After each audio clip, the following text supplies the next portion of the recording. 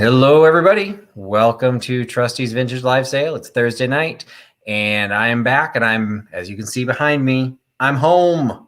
So after 2 weeks of doing my live sale on the road, I'm finally back home. I do apologize to all of you who had participated in my live sale over the last 2 weeks while I was doing them on locations. That I have not had a chance to invoice everything yet. So I do apologize for that. I did get home late Saturday night. My full intention was to do invoices on Sunday and Monday. Sunday, we did a graduation thing for the family that couldn't go out to my daughter's graduation, which was the whole point of the trip. So that kind of wiped out my Sunday. And then as I started unwrapping, if you followed me a little bit on Instagram, there was quite the mountain of unwrappings.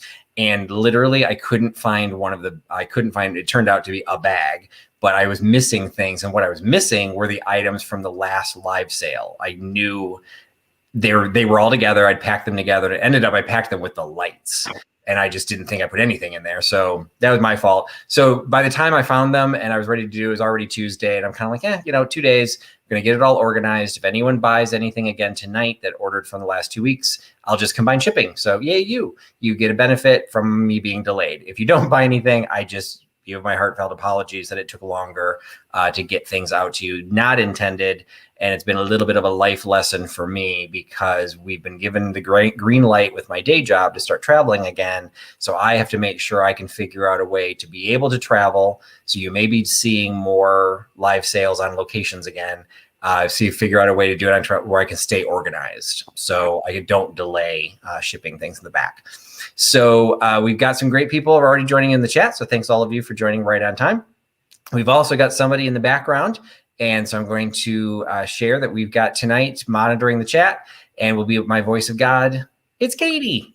Hi, guys. So we got Katie from Vintage and Vinyl. She will be monitoring the chat and helping identify the winners for all the people that are trying to claim items.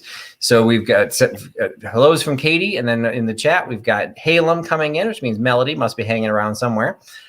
We've got Angela Columbia. Thanks so much for joining, Angela. I think you might actually be new, so thank you so much for joining. I don't recognize your name. Sharon Delaney's back. Karen is in here. Oh, we got the Frenchie mom again. Again, always wonder if the Frenchie mom's going to hold it against me that I'm doing videos with the dachshunds. So if you saw my videos last week, one of the popular ones was the live chat, kind of a live haul video, although I didn't show half of what I bought because I had 17 dachshunds climbing on me. But that was what people enjoyed seeing. So they weren't Frenchies, but we got to see a lot of doxies. So Jan's in the house. Jay Goodwin's in the house. So thanks for coming in. We've got a Hoosier in the house from Deb Riley. Michelle Lee is on board. We've got Gabrielle coming in. That's we jumped. We've got where'd we go? There we go. We got New England covered. We got Sam coming in from New Hampshire. Mayberry Caboodles. I don't know why I just gave New Hampshire a southern accent, but so welcome, Sam. Mayberry Caboodles, welcome back. Kylie coming in from the Badger State. So thanks, Kylie, for joining us. And we got Scott from Old Curiosity Shop, wishing me luck tonight. So thanks so much, Scott. I'm sure he's got better things to do than hang out in the chat, but appreciate coming in and saying hi. Actually, I'm going to be showing, I don't know if Scott might still be here, but guess what I have, Scott? So just for the heads up, as I've started I'm doing eBay items. This is the item that will actually go into my auction at the top of the next hour, so 9 p.m. Eastern. This is the item that I pretty much stole from underneath Scott when we did the pick in the Philly row house. So anyone who saw that video, he was giving me the side eye while I was showing what I had gotten. So that is what is coming up in my auction tonight. Got Brian coming in from the Chicago suburbs. Thanks. Got the Hawaiian dragon shirt going. No, do the dragons today? No, I've got the tigers today. So and this is the shirt I like to wear. Makes me feel better because it's so big. I feel thin again. I had to buy clothes to go to my daughter's graduation because I put so much COVID weight on. The pants were not suitable for public display. So I had to buy new pants in the trip. Rebecca coming in from the great state of Maine. Thanks for joining us, Rebecca. Debbie also coming in from the Chicago suburbs. And let's see who we got. Carla Glover coming in from the West Coast, coming in from Oregon. Don't have too many people that visit from Oregon, so I appreciate you coming in and saying hello. Hope you enjoy it. Tammy's back in the house. Thanks so much, Tammy, for joining. Jeffrey Ross here, another Illinois native. We got Barbara Lee coming in from the northern part of Illinois. Carolyn Gadel's coming in. Jeannie Marie. Juanita M might be another name I don't think I recognize. So thanks for coming in. We got Laura Bemos coming from the great state of it's Oklahoma. Sooners? What are the Oklahomas? Oklahoma Knights. No, that can't be right. I don't know. Oklahomians? Is it the Sooner State? What sooner than what? I don't remember. But anyway, Laura coming in from Oklahoma.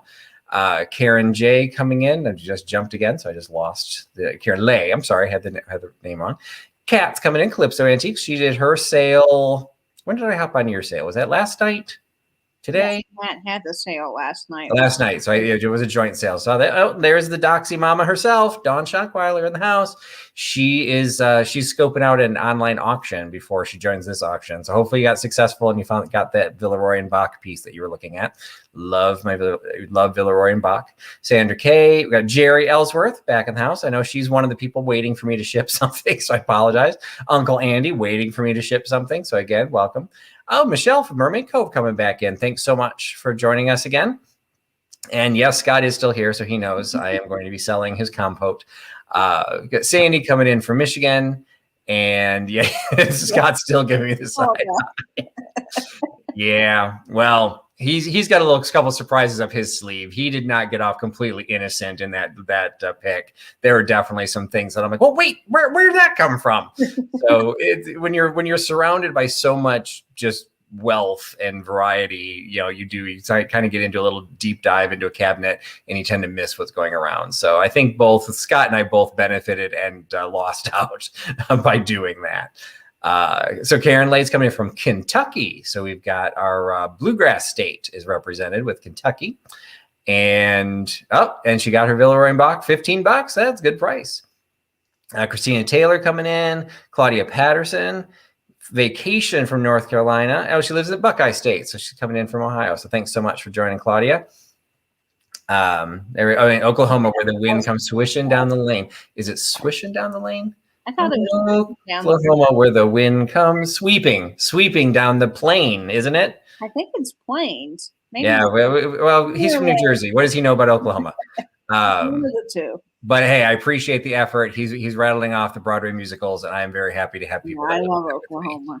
Vinny's coming in. We got another Terp in the house. So we got Vinny coming in from Maryland. Schedules did not work for me to meet up with Vinny on this trip, but I drove right by the Hagerstown exit. So sorry, Vinny. I'm like, oh, I kind of feel bad. Tom is here. Thomas is here. So probably Sue somewhere in the background.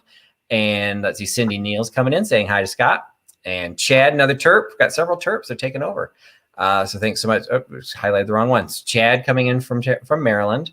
And okay, I think I might get caught up. Most of the names I've seen, I recognize, but not all of them. So for those of you who might be new to my channel, first, welcome. And second, pretty much if you're familiar with the concept of the online vintage live sales, they all pretty much work the same way. The biggest difference you're going to have in mine is that I do not do auctions. So simple enough. When I show you an item, I'll just tell you what the price is. And I will then give you an item number. If you have not seen me saying hello, yep, Leanne, you're also one of the ones that I've got to stack. Yeah, I haven't invoiced anybody. You're not alone, Leanne. Everyone is waiting, but I will get all invoices, including anything people buy tonight. I'll have all invoices out by this weekend. So I do apologize because that is not my way. I don't like people to wait. I like to get things out. It's just with the trip, it didn't happen. So I do apologize. Anyway, so once I show you an item, if you've not been seeing these chats, these little notes that I've been popping up, you need to put the number that I give you in the live chat. If you're not seeing the notes, you're not in the chat, you're in the comments. Don't be in the comments. You need to be in the chat. Better to be in live chat because otherwise you might get a little confused. It defaults to top chat. Don't get too hung up on that. But if you're not in live chat, you may not see the same order that everyone else is going to see. Katie is here. She will soon drift into the ether so that I will have full screen to show the items, but she will be our voice of God, lowercase g, and she will be watching who the first person she sees to claim the item. So when I give you give you the price, I will give you the item number, be the first person to type that item number into the chat, and you will be the person that claims it. Prices that I showed do not include shipping. So if you have not bought from me before, I do need you to make sure you send me an email. Send me an email with your shipping information. I will then calculate combined shipping for anything that you buy from me. Plus, if you've bought from me for the last 2 weeks, I will combine across all of them. I've never gone this long. Luckily, a lot of you got your shipments from Kitschy and Bitchy when I did them 2 weeks ago. I think I only had 3 or 4 people that did not buy from her and me. So some of you didn't have to wait as long, but anyway, I'll combine across all 3 and hopefully not have to deal with that again. So just, watch the chat and don't get too hung up if you miss it, or if you see yourself first, refresh your feed. You'll typically see your name first, but if you refresh the feed, it'll be the same order that Katie will see in general. But don't get bent out of shape if you don't get something. We're all here to have fun. As I always say, I'm not selling the Mona Lisa. So if you miss out on something, you can probably hop onto eBay and find it there too. So we're going to give you fair prices, going to give you some fun items, and we are here to have fun. So don't forget to have fun. So we got a few names I didn't say hi to. Shelley McLean coming in. Classic Old School joined us. So thank you, both of you, for joining. Pat Robinson came in. And Claudia Patterson, thank you so much for saying you thumbed up. That's always nice. Christine Taylor, I think I said that. Oh, Daniel's here from Tacky Is Me. Oh, and I got a couple things. We got some eye candy for you, Daniel. So just, you might want to hang out. You might find something you like. Irene Fink is here. I think I said hello, Michelle. And there's Melody. I knew she had to be around here somewhere. And yes, it is technically tigers. So I will show you my tiger shirt. So there you go. Fun. I love that shirt, Patrick. And then I think this is the one. Do I have it on the back too? So yep, this had been a costume. I can't remember what show this was from, but it was basically a costume that I stole because it was just too much fun to wear. I think it's pretty clear I'm not in a gang, so it's not like I'm like wearing somebody's colors, so I can get away with wearing it. So anyway, so we are going to get things started. We've got Katie's again in the background. Again, she'll be monitoring the chat. So all the things that I said about being the first to claim still counts, but the very first item I do is something I'm doing a little bit different. It's my mystery box. So if you haven't been here before, mystery boxes for the vintage live sales kind of got introduced by Fatbird Finds. I love their philosophy of doing them. They're just fun. Again, everything on this channel is about having fun. So with the mystery box, I will sell them for $15. So it's a $15 mystery box. For that $15, you will get about $25 to $30 worth of items. In some cases, they're still priced from when I had them in a booth, which most of those items are gone, or what I would be pricing them on eBay or here in a live sale. There'll be a combination of small items so that we have multiple things to open and you just have fun opening it. And hopefully you'll find some things in there that you like. But it's only 15 bucks. I don't make the box in advance. I wait until I see where I'm going to ship it because I'll try and keep the shipping cost around or under 10 bucks. So if I'm shipping to California, I am shipping from Chicago for those who don't know. But if I end up shipping it to California, I'm not going to put, a serving tray in there because it gets too expensive. So the farther I ship, the lighter weight the box. You'll still have the same value. It just will be lighter weight items. So, just keep that in mind. So it'll always be $15 plus the shipping. But because this tends to be the most popular item I do this one a little bit differently. For everything else, I'm going to tell you what the number is, and then the first person to type it in is the one that gets it. For this one, I'm going to make you guess. So the way this one works, Katie cannot be bribed. So the way this one works is I'm going to give you the range of where this number falls, and you can type in a number, and you can type in as many numbers as you want. Type in a number, hit enter, type in another number, hit enter. Keep going until we find the first person that gives the actual number that I have on this card. So 15 bucks, the first person to type in the number that is on this card that falls between 50 and 60. The number is in the 50s. It falls between 50 and 60. The first person that types in the number that's on this card, and I try and show the card so there's no favoritism or I'm not like trying to stack the deck or anything. It gives everyone a fair shot. I just saw the number come across, so somebody got it pretty quickly out of the gate. I see you. Who do you see, Katie? Okay, let me double check. I've refreshed, and I see Kim Z. Is that what you see? Well, it just jumped, so I've got to go back. Yes, that is who I saw as well. So Kim Z gave me number 56. So 56 with the number. Got a box going to Kim Z in Ohio. So it can ship fairly inexpensively to Ohio. So who knows? You might get a dinner service for 12. So whatever I can ship for under $10, you will have that in your box. And I think Kim has actually bought a box for me before. And it's always nice when people get boxes and then they try again, because then I think hopefully they liked what they got the first time. So congratulations, Kim, you got the mystery box. All right, because I don't want to lose out on Daniel, I'm going to do the first eye candy for Daniel. And it's eye candy for everybody, but Daniel tends to be one of the ones, at least most recently, that is making the biggest push for these. And since Katie can't buy it, we're going to do this as eye candy for Daniel. I did show this in one of my haul videos. So I admit probably about 80% of what I'm showing actually came from this trip, because once I finally got it unpacked, it was all sitting on my kitchen counter. And I'm like, I'll just pull from this for the live sale. So a lot of this is straight from the trip. Some of it was shown on some haul videos. Some of them never got haul videos. That's okay, Roxana. Happy to have you. So one of these is the brooch that I picked up from Suffragette City Vintage. And that actually reminds me, if you saw this kind of hanging out in the background, I mentioned earlier that I do the one eBay auction that I announce each evening or each live sale.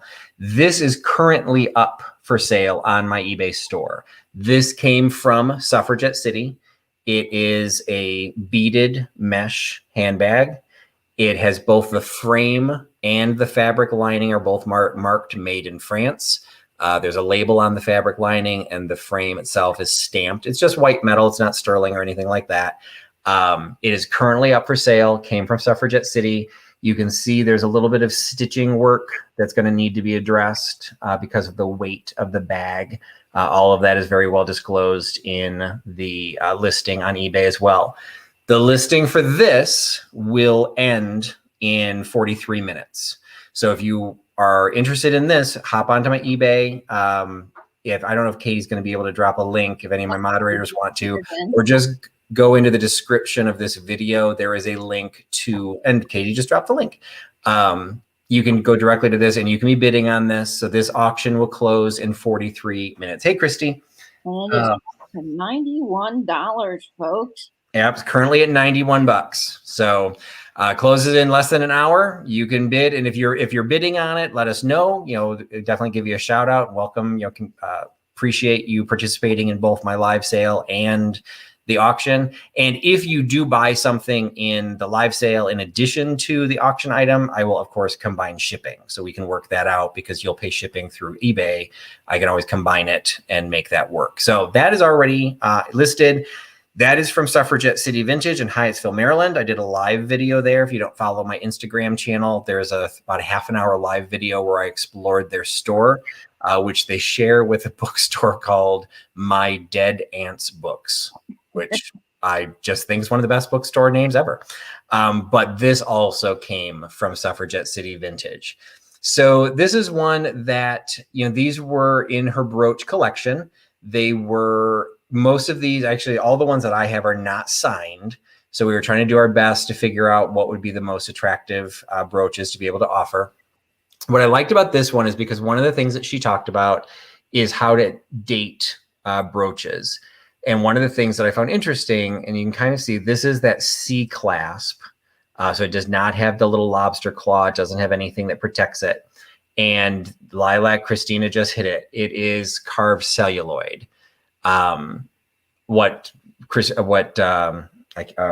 Suffragette City's name is Holly. Sorry, that lost me there for a minute. So Holly was talking about the pins. And so you reverse engineer different things. She said, one, you can have an older pin that has a newer clasp. So don't get distracted or don't get frustrated or whatever. And don't discount something you think is old just because you're seeing a new clasp, because the clasps break all the time. And if the brooch is particularly valuable, a clasp like this, it's more likely to fall off. So people would replace it even if it wasn't broken. They want to protect it, with a better clasp.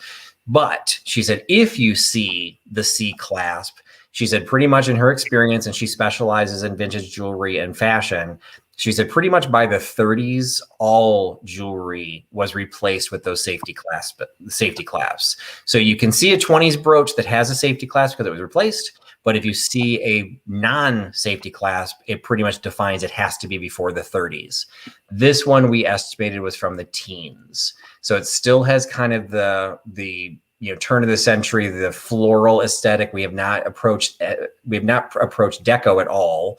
And, I would even say we're not even in the nouveau. Like, this is just, here's some pretty flowers. You have the swooping of a nouveau. But so, we're probably looking around 1900 into the teens.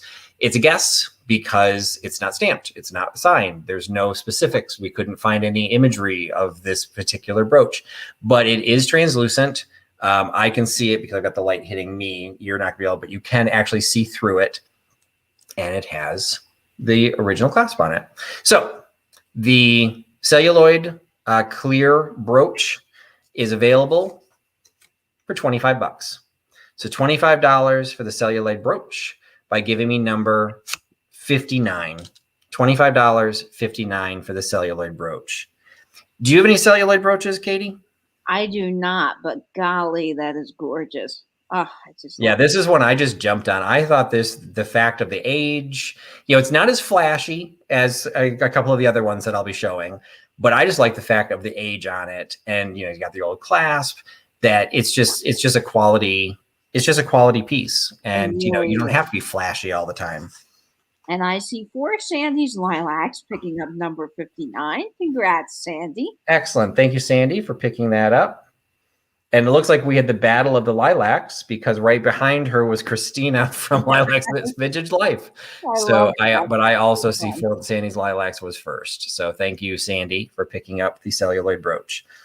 All right, next item is coming out from my personal collection. One of the things you might have seen in one of the live hauls that I did, it was fairly early in the trip. I think it was from Ohio. I had picked up a little phone dialer, and it was just the dialer that would have been part of an old-fashioned, an antique switchboard. It took the place of this. So this is actually a pottery or a ceramic piece that is a vintage phone bank. It sat on the ledge. It was a nice smaller scale compared to some of the phones that I have on display. But it never, hey, Cindy, it never made me happy being up there because it was so obvious that it was, this high gloss, it was ceramic. It didn't look like anything else that was up there. I thought it would kind of like add some variety to it. And instead it just sat up there and mocked me. So it was one of those cases that once I found something to replace it, this was going to be the first thing to retire. So when I found the phone dialer, this got bumped. So it's in absolutely perfect condition because it was part of my collection. I'm not going to have something in my collection that's damaged or broken or anything. It is stamped on the bottom, and Arthur Wood is the stamp that's on the bottom, made in England, has a registration number. All the stamp work is done in gold because the bottom is glazed in black. I'm going to assume this is a replacement stopper. It's a hard plastic stopper, but stoppers get lost all the time. But it is a bank, and it says right on the front, "Money, please." And it's got the little floral decorations on the side. So I am offering this from my personal collection, a little telephone bank asking for money, please. You can have it for $13. So $13 for the little phone bank, $13 by giving me number 4. $13, number 4 for the little phone bank. So Lilac, Christina's saying she adopts all the tramp figures. I don't know if I know what a tramp figure is. I might have missed part of that conversation. But I see Christy Garza, Tippywinksvintage, picking up number 4. Awesome. Thank you, Christy, for picking up the phone bank. That's so much fun.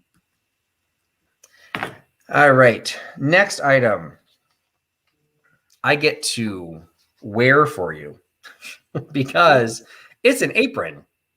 So I picked this one up. It's another Hostess apron. It's got the little kind of like the little glitzy ribbon trim toward the bottom, but it's got it's not lace, so I'm not sure what that's considered. It's like the pin dot sheer. What would that be called, Katie? I think pin dot or like sheer. There's probably a name for that. I don't. Yeah, it's kind of like it's flocked on. I don't think it's stitched on. I mean, I think it's just a treatment to the fabric. I would say that this was at least machine made. This was not hand sewn, but I don't know if it was machine made by somebody at home or if this was a production piece. There's no label or anything in it. It is a solid piece of the sheer that then is designed to be gathered on the pink belt. So you can gather this all to the front. So because everyone turned into... I think that's it, Deb Riley. What is it? I think they're called Swiss dots. Swiss dots. Okay, I've not heard that term before.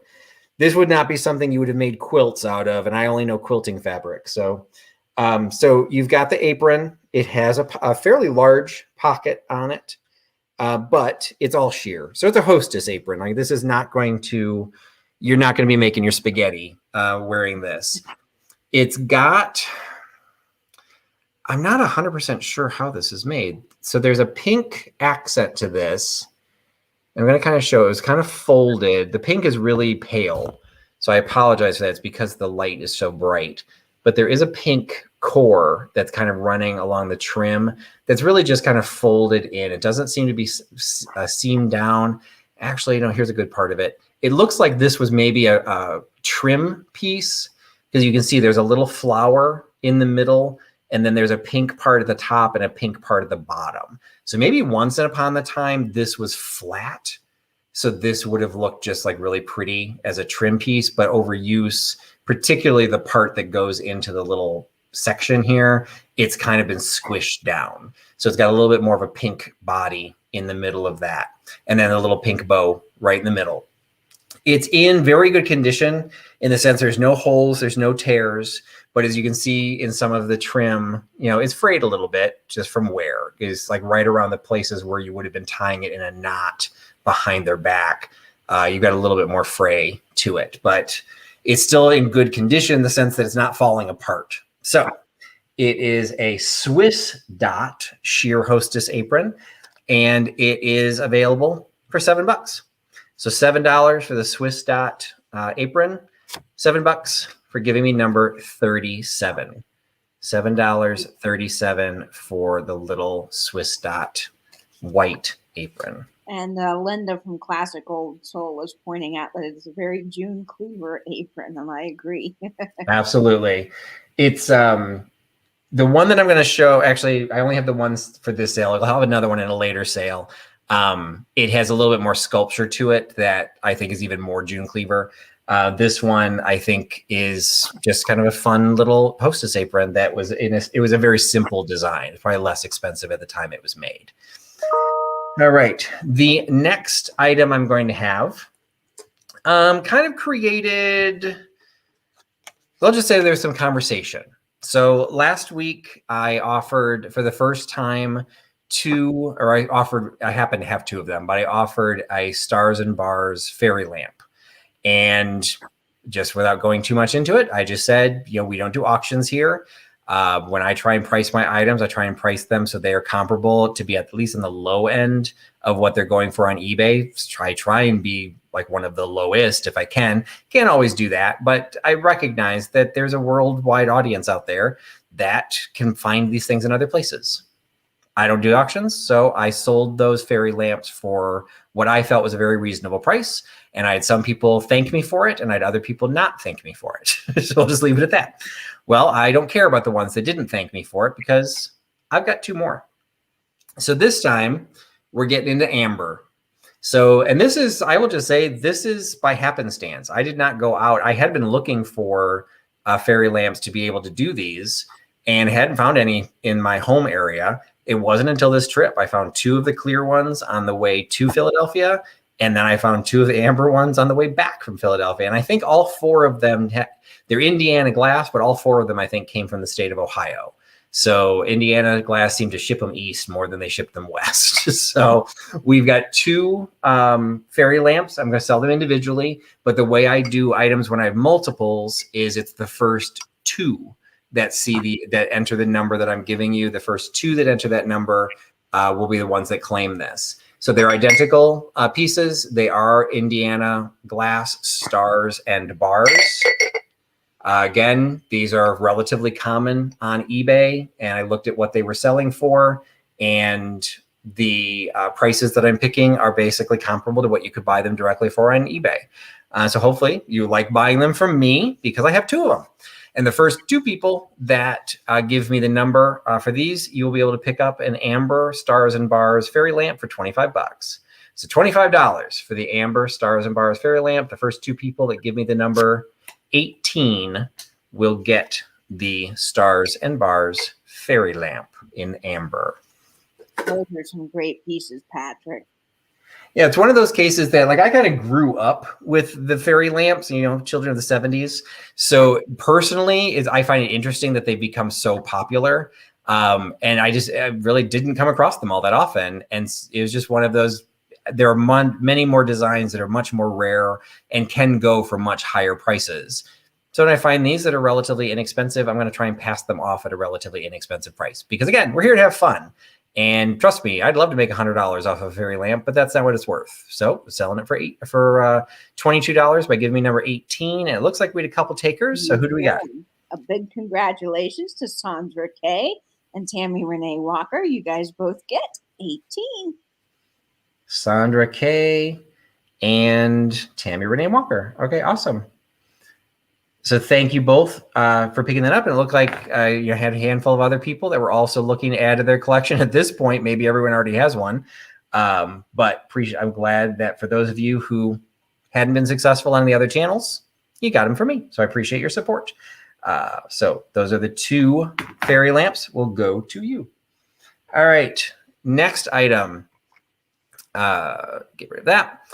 And, different people have different reasons for buying at higher prices. They can't get out as much, whatever the case. And it's fun. And auction fever is a real thing. I've definitely participated in auctions and paid way more than I thought I should, and at least initially intended. So I do not question anyone who does the auctions, do not question anyone who buys the items.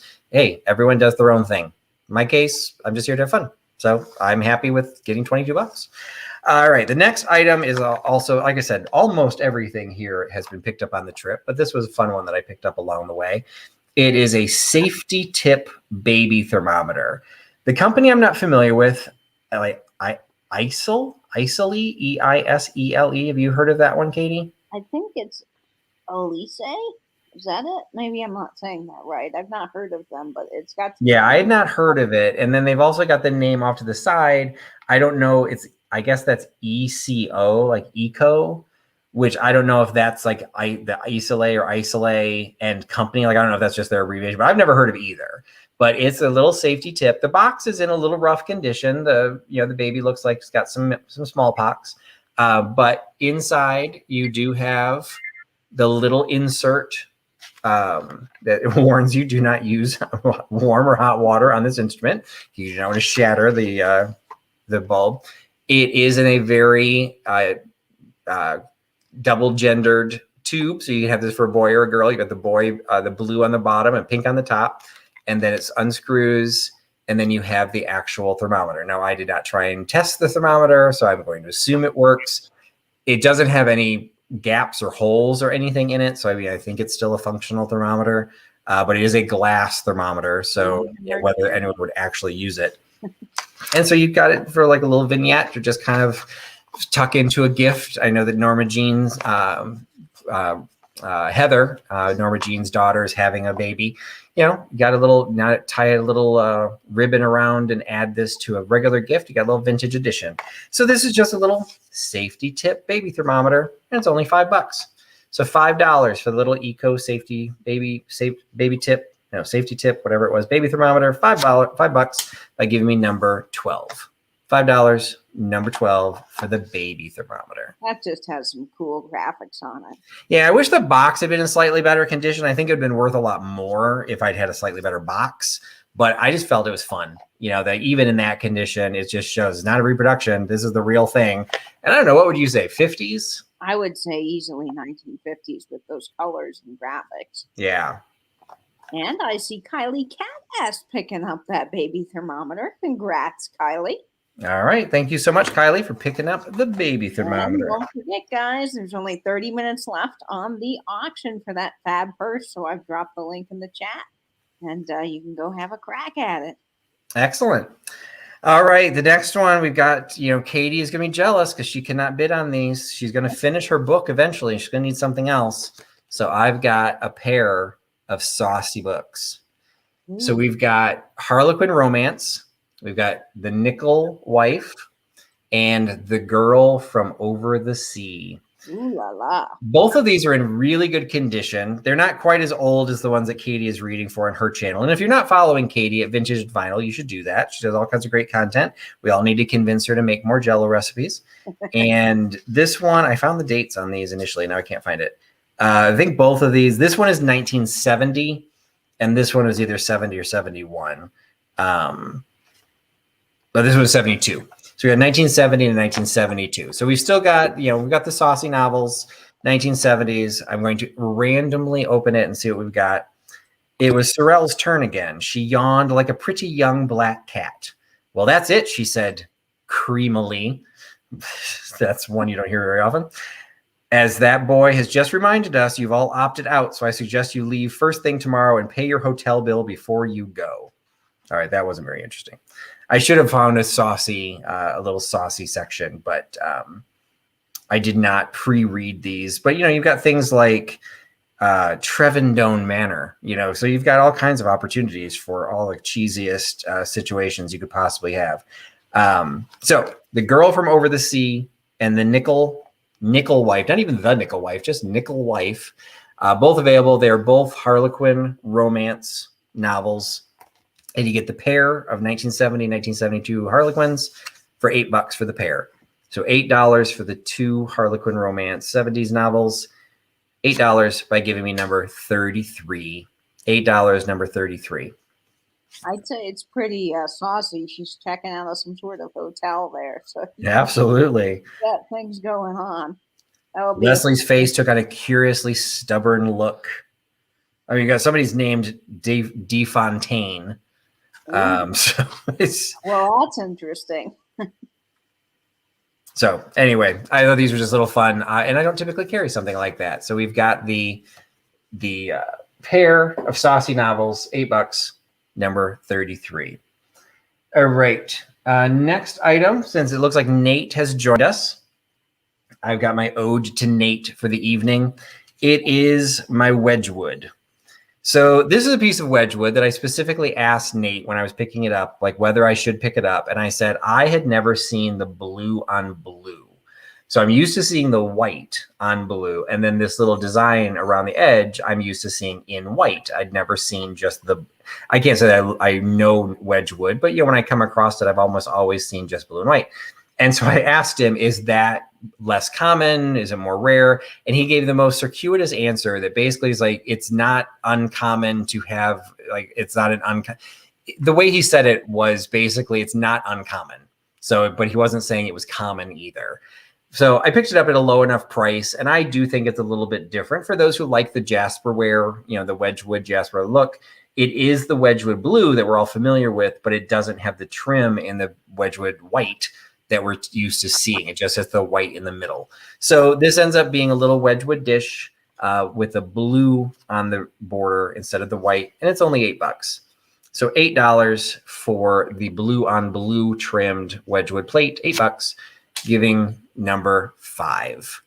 $8, number 5 for the blue and blue Wedgwood plate. That is just lovely. Have you seen the blue on blue? I've never seen it in person, but I have seen it online. Oh, okay. Yeah, I'd never seen it. And then Nate talks a lot about tricolor. And I did actually see some tricolor on this trip, but it was really expensive. And I don't know enough about it to try and pick something like that up. So I did not pick up any tricolor because I did see tricolor at our local mall, but they wanted a bunch of money, like you mentioned. It's it's quite rare, I think, from mates talking about it. Yep. All right. Next, I've got another brooch. So this one is brooch. What's that? Bring back the brooch. Bring back the brooch. Hashtag bring back the brooch. And what a better way to bring back the brooch than with a parrot. So we've got a little parrot gold tone brooch with enamel of gold and green going along the body of the bird as well as down onto the leaves. So this one does have the updated safety clasp. We were struggling a little bit to know exactly what era this would have been. She felt it would have not been as recent as like the 80s or 90s. She did feel it was older than that, but I could totally have seen this in the 80s or 90s. So I do feel it's vintage, but I don't know how vintage. Do you have any tips on that, Katie? You know, I've been doing some research myself on that, and I'm not entirely sure. Now, of course, you can date brooches by looking at the maker, if there is any maker's mark on it. Yeah. If there's not, you know, sometimes you just have to take your best guess. But that enamel's just gorgeous. Yeah, and the enamel, and it's got some nice detail to it because you can see where it breaks the chain, changes the colors in the leaves. So his head is one color, the neck is another color, under feathers become another color, and then goes back to the gold. So there's just some nice detail to it. She was very kind to me, helping me pick out pieces and trying to find things that she felt I would be able to resell. So this was one that she offered to me and I can offer to you, and it's only $12. So $12 for the enamel parrot, $12 for number 28. So, yep. So whether Polly wants a digestive or not, she is available for $12, number 28. And I can just tell how high quality that brooch is. Oh, and good. I see Daniel, tacky as me, picking that up. So he's bringing back the brooch. Can't wait to see that on one of your hats, Daniel. It's going to be fabulous. Yeah, that actually would be a nice size for a hat because it's, you know, a couple inches tall, but it's not overwhelming. You can even cluster it with like maybe a tree, you know, something that's sitting in the trees, or hey, if you got a cracker brooch, you can put that in there.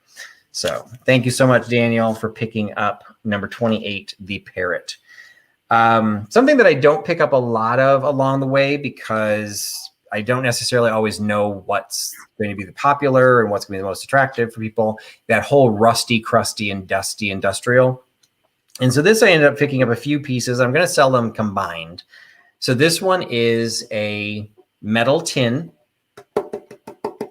that is empty. That is Norse washing machine oil.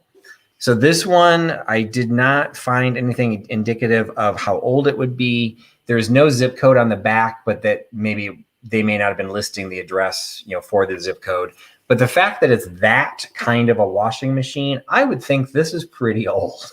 So what era would you put that into, Katie? I would easily say this is 1940s or so. I want to say 40s. It's almost in too good of condition to be 40s. So it might be 50s. But it's got the directions for the use are still on there. The Norse Oil Company. I didn't actually look up the company. I might have found more information that way, but it was based in Kansas City. And the graphics very simple. It's a fairly large scale, like large size piece. And the graphics fairly simple on it. It just has the drawing on that. And then I'm assuming the guy on the back is probably the Norse logo. I mean, that'd be my guess. I don't think he has anything to do with the washing machine. So this is one of the pieces in there. Then the next piece is, I picked this up with when I was with Kitschy and Bitchy. This is a little sample tin of, no, I actually picked this up with Melody, and Melody's here tonight. The Andromedicone. And on the back, it says 1 tablet 3 times daily. The tablets must have been really small because if you had to take it 3 times, there's not a lot of room in this. This is a very small piece. You know, it's basically like this diameter of the lid of the washing machine oil. So this one's really small. And then this one I thought was fun because I don't actually know what a gas lighter is. So this is 6 renewals for round file improved gas lighter, SGL. And SGL stands for Safety Gas Lighter. Came out of Lynn, Massachusetts, has a patent number on there. I think these are pretty old, but they're also full. And so I opened this, and I will say whatever it was supposed to be is no longer what it is. It is kind of decomposed to a pile of powder, but you can still see there's the general shape of whatever those were. There was something inside that actually created the lighter. That is kind of like the gunpowder or whatever it would have been is kind of falling out and was like knocking over everything. But you still have those little lighters inside, which I think are metal. Just don't think they're functional anymore. So I don't know what a gas lighter, do you know what a gas lighter would have been used for? I think those probably are flints that would have gone in a lighter that you could keep refilling with lighter fluid. Oh, for actually a handheld lighter? Yeah, I think a handheld lighter. Okay. So what would you guess that tin, like that era would be?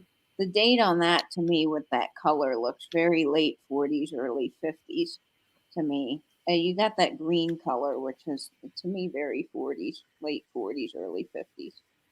So Linda is saying that she thinks she remembers the red tin in the 50s. And I wouldn't argue that. It's just at some point that washing machine had to have died. Like at some point that would have been replaced. I don't see Donna Reed doing her laundry and something like that. And that's got a paper label. So that's true. It does have I didn't point that out, but yes, it does have a paper label on it. So thank you for pointing that out. So anyway, it's the set of 3. So it is the set of gas lighters, which still have the metals in them.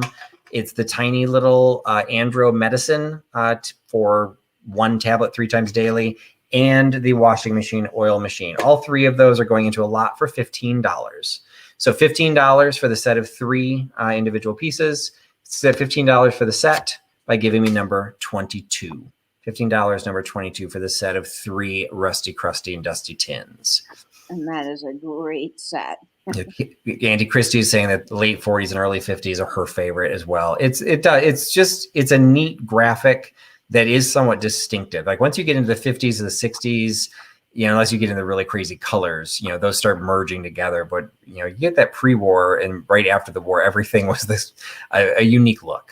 So and I had some takers. Melodies, mini miscellaneous, picking that up. Awesome, Melody. Excellent. Thank you so much, Melody, for picking up this set of 3 tins. All right.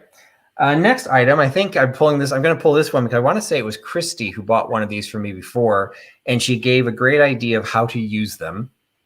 It is a little footed cigarette holder. It is a porcelain cigarette holder. This one does not happen to have any sort of maker's mark or anything on the bottom, but it's 3-footed, so it'll always be stable. It'll never, no matter what surface it is, it'll be stable with gold accents. And you can see their gold accents just on the front. So there's gold only on the front, and it's still the white porcelain on the back.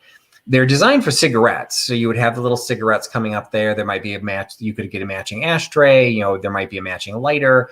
Sometimes these were sold in sets. But I believe it was Auntie Christie who had bought one of these, and she was using it to hold Q-tips in her bathroom. And that to me seems like the coolest use for something like that. And you'd have a really fancy bathroom. If you started putting a lot of these in there, you could have your Q-tips. I've sold them on Etsy for, it's a perfect size for sugar packets. So sugar packets fit really nicely in there, or even tea bags if you're doing like a little tea tray. It's got the size that you can hold. It's a little too small though for a deck of cards. I've had some that are big enough for decks of cards. I tried it. This one does not hold a standard deck of cards. So this is a 3-footed cigarette holder, Q-tip holder, toothpick holder, whatever you want to turn it into. And it is available for $9. So porcelain cigarette holder, $9 by giving me number 3.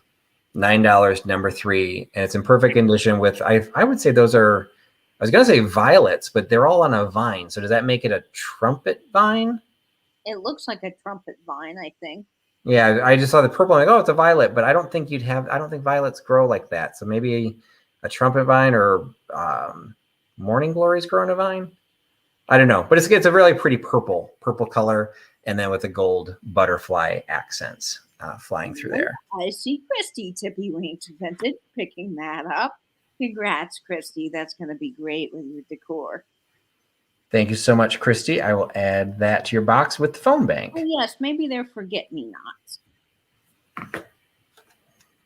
Do forget-me-nots grow on a vine? I'm not knowledgeable in like floral language and all that kind of stuff. My grandfather was a master gardener, so I should know, but I don't. This is how weird I am. When I think of forget-me-nots, the only thing I think of, because I'm not sure I've ever seen one in real life, the only thing I think of is there was an episode of, and everyone, you'll remember this with me, an episode of Fantasy Island where a woman had lost she had amnesia, and she came to the island to remember her past, and they gave her a corsage of forget-me-nots. That was the conceit of the episode, so that she could remember all of her memories. And of course, when she left, she couldn't remember anything again. So that is my knowledge of forget-me-nots. So, all right. Another piece of porcelain. This one is a pair of just little sauce plates. They're a little big to be coasters, so I'm not going to be able to sell these as coasters. They're just little sauce plates that have the same design on them. They do have stamps on the back, but it's just like there's the signature, like a signature block. I did ask somebody who deals in this kind of porcelain to just say, you know, how do I know if this is like a fake mark or a modern chop mark? Like, that's one of those things that I get worried when I'm looking at porcelain, you know, that it's so much of it's reproduced. Like, is this something that's 30 years old, or is this something that came out of Hobby Lobby last week? So he did look at it, and he said that signature block, he says it's like 20 to 30 years old. It's not super old, but it's also not super modern. So he didn't tell me how to tell that, but at least I had somebody that seemed to know what they were talking about, that at least these had a little bit of age to them. But they're just small little accent plates, would look great, you know, as an underplate to a vignette, or to something, you know, of a matching color, or as a backdrop to something else that you're putting into a vignette. And for the pair, it's only $6. So $6 for the pair of Japanese porcelain plates. $6 by giving me number 42. $6, number 42 for the patterned porcelain. And of course, you could use that to put soy sauce in and dip your sushi in it. There you go. All right, so we've got 10 minutes before the auction closes. So Nate had a crush on Ricardo Montalban. All right, well, we'd have much more fun making fun of you if you had a crush on tattoo. So this is the item that's currently in the eBay auction. If you missed it earlier, this is ending in 9 minutes for the French-made evening bag with the beaded mesh stamped in both the metal frame and on the fabric, made in France, but no maker's name itself. So it's just a French made. Tattoo was great, Proud American. I mean, that show is as cheesy as it was. It was like, you didn't even know it was cheesy at the time. Like, it was every old movie star was on Love Boat, and when they were done with Love Boat, they went to Fantasy Island. They kind of went kit and caboodle. And I just dropped the link into the chat. And yes, thank you so much. It's mentioning there's only 9 minutes left, and we are up to $91 on the auction. You got to jump over there and look at that beautiful purse. Excellent. So Christina's asking if I have listed the Santa planter. Oh, no. I actually have a hint that I need to research. Somebody was suggesting that planter was actually for cocktail napkins and toothpicks. And I love the concept of that, although I think it's a little bit too small to hold the cocktail napkin. So I was going to test that. That will probably be, I'm probably going to do like everybody else does. I'll probably do something like Christmas in July. And that'll probably end up being one of the auction items that I list during that time. So that probably won't get listed for another couple months. But thank you for asking, Christina. All right. Next item, I said I couldn't use those porcelain plates as coasters because they weren't technically coasters. But of course, I have coasters. These are in their original box. This is a case where the box has not aged well. It's got like the yellowish tint, you know, whether that was nicotine or whatever. None of this smells. It's just the aged plastic. And I don't know if you can tell, but the sides are clear. It's just the surface. And what it was protecting is a set of punch needle like rugs, coasters. So they've got the really thick padding on the bottom, and then basically, I don't think they're punch needle. I think they seem like they're the same fabric that carpet would be made out of, with the hummingbird silk screened onto the front on the top of it. So it's not embedded into the carpeting. It's literally just a surface decoration sitting on the top. They are all the same decoration. So you get a full set of 4. Oh, there's a piece of paper underneath there I didn't see. These, let's explore this together. These carpet coasters are die cut from 100% acrylic and will not mildew or ravel in normal use. If you find loose or partial tufts along the edges, they should be cut off with sharp scissors. Pulling at such tufts could cause a ravel. Cause a ravel? Isn't it unravel? Unravel, I think. Yeah, I've never heard of a term that says cause a ravel. Anyway, these coasters will not stick to a glass and will absorb the drip from a cold glass all evening. They should be dry before each use. We hope you enjoy them.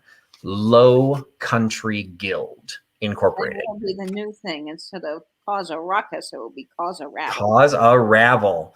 Don't pull at the tufts. They could cause a ravel.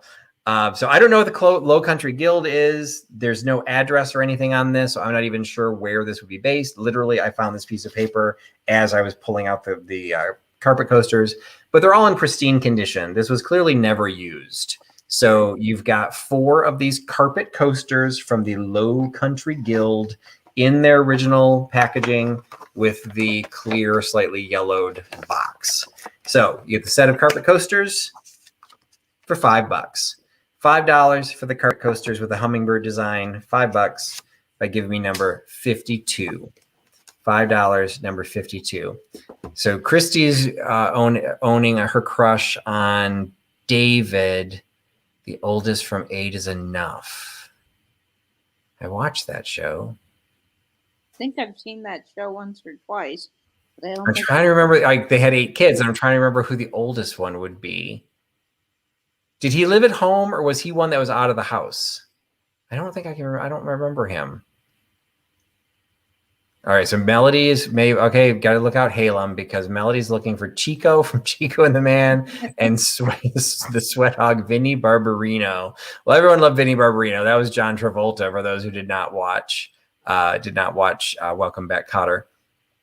And we've got we got a favorite Paul Rudd movie. What was your favorite Paul Rudd movie? I love you, man, and I'm a huge fan of Paul Rudd, and you gotta love him.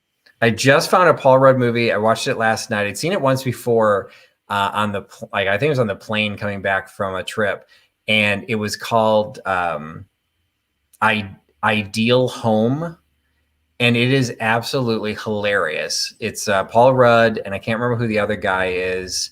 They are a gay couple who end up having to take care of the other guy, the guy I can't think of, the other guy's grandson. And it's just like, how do they can't take care of themselves, how they're going to take care of a kid. So it's just like, 3 men and a baby, like all of those types of tropes, but just some of the stuff in the story is absolutely hilarious. And it's probably like 3 or 4 years old, but he's in a huge beard. And I'm like, who is that? I think I recognize that guy, and I couldn't figure out who it was. And I'm like, oh my God, it's Paul Rudd. So another good Paul Rudd movie to inspect. So yeah, so Gina said she saw that, and it was hilarious. It absolutely is. It's absolutely hysterical. And he was hilarious in Anchorman too. So and of course, Role Models, Vinny. Yes, I love Role Models. I don't think I've seen Role Models. I don't know who else was in that one. It's the other guy from American Pie. What's his name? I can't think of his name ever. But anyway, it's him and Paul Rudd. And it's the same kind of thing. They have to take care of a kid. Okay. Yeah, I was going to say that storyline pretty much follows through a lot of things. And it's just to die for. It's so funny. So we got some other crushes. We got Patrick Stewart and Mark Harmon. We got David Cassidy from the Partridge Family, Tony Danza, Mickey Dolenz. We got the monkeys going on. Mickey Dolenz is your favorite monkey? Oh, that's hilarious. One of the monkeys was actually really wealthy. I can't remember which one. The tall one, like your useless factoid for tonight. I can't remember the names now, but the tall one, his mother invented whiteout, the typewriter, the liquid paper, the whiteout stuff. She invented it. So he was fairly wealthy for getting into acting. Mike Nesmith, there you go. That's the one. Yes. And I'll have to look up David from A's and F, because I'm sure I know who he is. I keep drifting in my head. I keep drifting to Brady Bunch. And so I keep picturing Greg. So I'm like, okay, it's not Greg. So who has been the oldest in the 8 and F? And I just can't think of who that would be. It's Sean William Scott that's in Role Models with Paul Rudd. Okay. And then the movie I was talking about is called All Ideal Home. And it's Paul Rudd. You can probably find it that way too. And the other guy's a British actor, and I know who he is. It's just one of those kids I can't think of his name. And then I think those are the only 2 people that are really notable in it. Because the kid is relatively, like, he's probably 10 or 11. So like, I don't think he'd done anything. And there's really only a couple other characters with names. So, but it's funny. It's a little off color. So, be prepped. There's some language issues. There's definitely, but that is fun filled. All right. There's a minute left on the auction, folks. So head on over to eBay. Just drop the link. Yeah, it's got to be coming close soon. So we still at $91. 91. All right. Next item I've got is, I don't carry milk glass very often. And part of it because I always want to make sure if I'm carrying it, that I'm going to carry something older as opposed to the more contemporary than the 70s and 80s milk glass. This one I was fairly confident when I picked it up, because it was alongside some 70s and 80s milk glass, and it was playing. It's like, which one of these is not like the other? And it is just this beautiful little round trinket dish. You're not going to be able to see it, but I can see it because of the light hitting me. I do apologize. But it does have the ring of fire. So, right on the edge, you can see the opalescence that's going through there. It's just got a little bit more of a creamy white color as opposed to the newest, so the newer milk glass. It has a floral design that goes all the way around the outside. The feet I thought were kind of cool because they're kind of like little petal shell feet that raise it up a little bit. There's no mark or anything on it. And then the top is scalloped along the edges, and you can barely see there's like a leaf motif that's just kind of like along the edge. It doesn't have nearly as much decoration on the top as it does on the side. It's just a beautiful piece, and it is available for $20. $20 for the milk glass, the older milk glass. $20 by giving me number 58. And it looks like the auction has closed. So the handbag ended up selling for $91. Let's see if we recognize the name that bought it. And it looks like we have a taker for the milk glass.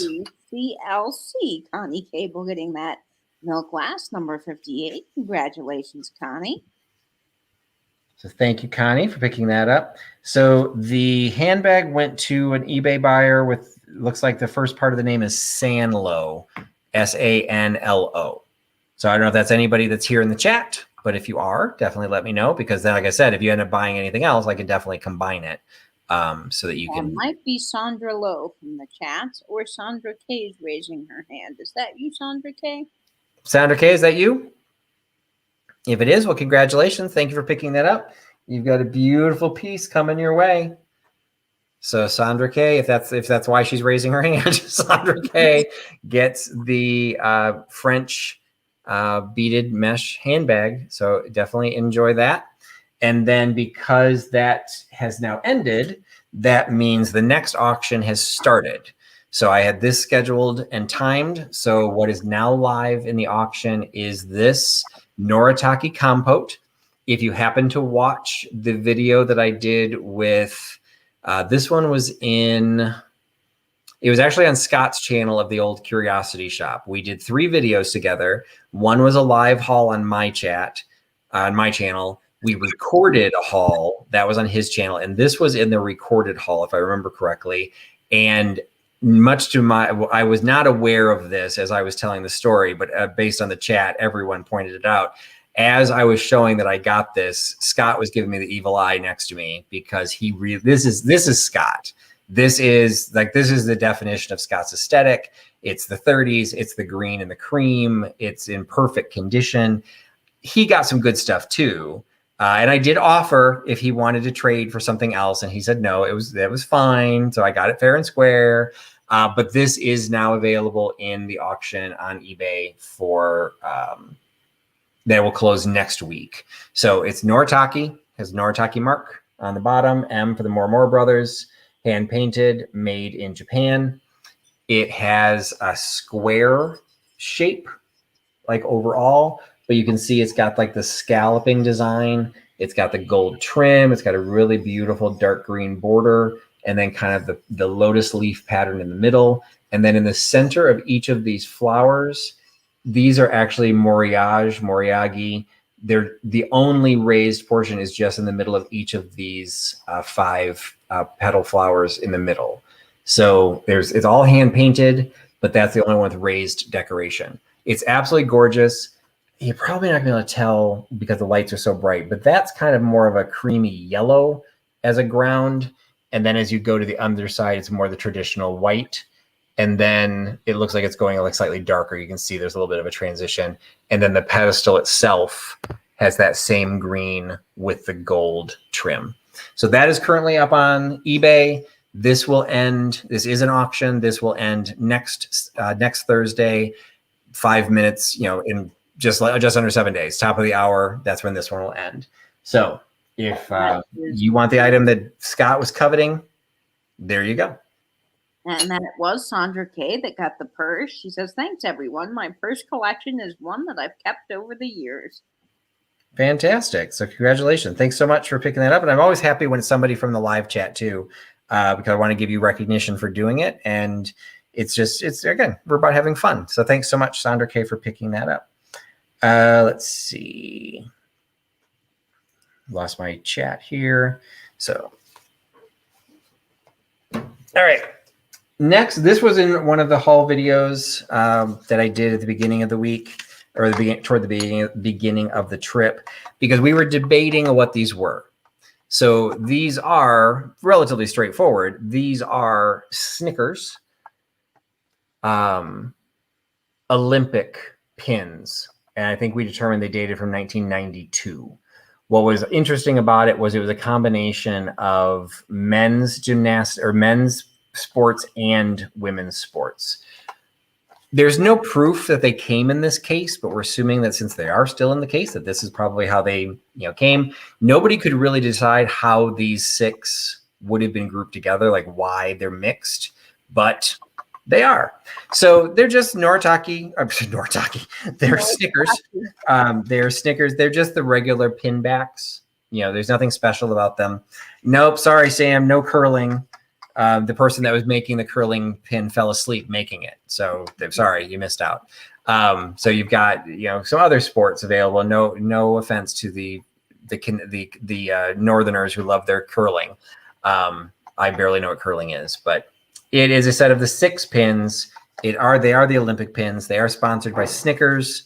We don't know if there were any more than this, but these were set together in the little rubber sheets. We're assuming this is how they were originally issued, and I'm selling them for $8. So $8 for the set of 6 Snickers Olympic pins. $8 by giving me number 72. $8, number 72 for the Snickers pins. So Melody's saying she loves curling too. So, okay, I must be missing out on something. I don't think I've watched a lot of curling, but I love the other events. And Olympic pins are quite collectible. There's big trading groups when you go to the Olympics, and everybody wears them all over their lanyards. And I see Trisha at San Diego picking up those fun pins. Congrats, Trisha. Now, I just want to make sure. Curling is... So because somebody just says the one with stone. So it's like a big, like kind of a squatty stone, I guess, but it has a handle on it. And then isn't that the one with brooms where like somebody's running ahead of it and they're like brushing the ice I believe so. To do something? Like that's the part that I'm like, I'm not really sure. I don't know how that works. I really don't. I love the gymnastics and ice skating and all of that fun stuff. Yeah, I mean, I would say because in Chicago, I'd probably say the Winter Olympics were more relevant to us. Like we didn't. I mean, I don't like sports at all, but I do follow the Olympics. I like the international aspect. So some of those. Curling was just one. I don't know if it's always been a if it's always been even an Olympic sport. But I was pretty sure I'd seen it, and I think that is what it is. And there's the brooms, but I see it probably made fun of more than anything else. Like I think there was a Saturday Night Live sketch where making fun of it. It was. So, and Book Bewitched, I did not swagger at all because trust me, he's got something up his sleeve. He has not shared with you guys yet. And he has more reason to swagger than I do. So all kidding is we were good friends. We got along great, and he got some good stuff, something that he has not shown you yet. So he's got his own special that I missed out on because I was looking at something else. So there's no swagger. It's all good nature. So thank you, Trisha, for picking up the pins. All right, next one. This is falling into like a middle ground of crusty and rusty, and just tins. I don't really carry tins as much anymore because I've had so much Daher or the Dayer tins. I've literally sold dozens of them on these sales because, for those of you who don't know my background, I started getting into resale just a couple of years ago, selling items that I used for props and set dressing for community theater. And those tins do great because they look like porcelain, but if you drop them, they don't break. So I have all kinds of those, and I've been selling them, and there's a market for them, but they don't bring up a lot of money. So when I see tins, I need to make sure it's something different. Like I don't want to bring in a Daher tin, not because there's anything wrong with them, but because I've sold so many. And this one really caught my eye. So this one is a United, let's see if I can see it in the light, a United, United Candy Company in Boston and St. Louis. But then on the top, it says Art Style and Art Style Chocolates. So what I'm assuming is like that was the manufacturer's name, the United Candy Company, and then this was the product that they sold. So the Art Style Chocolates was what was in the tin. What I really liked about this one, if you can kind of see, the button that has the manufacturer's name on it is recessed. So even though the bottom of the tin has gotten a lot of wear, from being, handled and set down and everything, the button is actually in really good condition because it's been recessed. There's not a lot of scraping or anything on it. The tin itself has had some wear. Like you can see, there's a dent, right there. There's a little bit of a dent there. And some of the color has been lost. Like if you look at the bottom, it was once a very, very pretty cobalt blue. That blue is darkened quite a bit from exposure. It's just a fun shape. It's a cool tin. It is still pretty airtight. It's still hard to open. So it's still, pretty airtight for it. And then the inside has that gold wash. There's a little bit of oxidation on the inside too. And you're right, Daniel, it looks like a curling stone. We put a little handle on it. There we go. We got a little curling stone right there. Perfect. But I'm with Vinny. No sports for me. Like that's just something I used to fake it when I was younger because I felt like that was what I was supposed to do. And it got to the point where no, I didn't care enough. No, yeah, I don't like sports. No, I mean, I have people that love it. That's fine. Like everyone needs a hobby and everyone gets into it. It was just something I just didn't particularly care about or want to try and track. But I do like chocolates. So we've got the Art Style curling stone tin from the United Candy Company. I didn't look up the name. I should have. I don't know what age this would be. And I agree with you, Lily. When I saw it, I thought it looked like a UFO. Like I saw it in a pile. And so I'm like, oh, what's that? And I'm like digging it out because I didn't even know it was a candy tin at the time. I just like, wait a minute, what is that? Because like just that profile looked really cool. And I would agree, it totally looks like a UFO, a spaceship.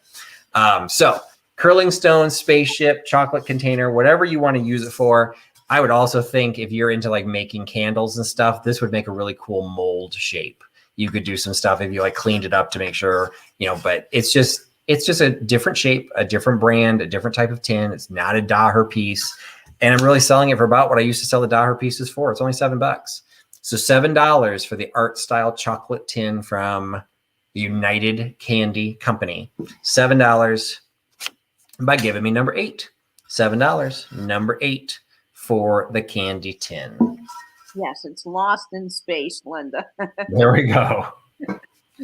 All right, we'll bounce over to another brooch. This is... And I see Michelle at Mermaid Cove picking up that fun candy tin. Congratulations, Michelle.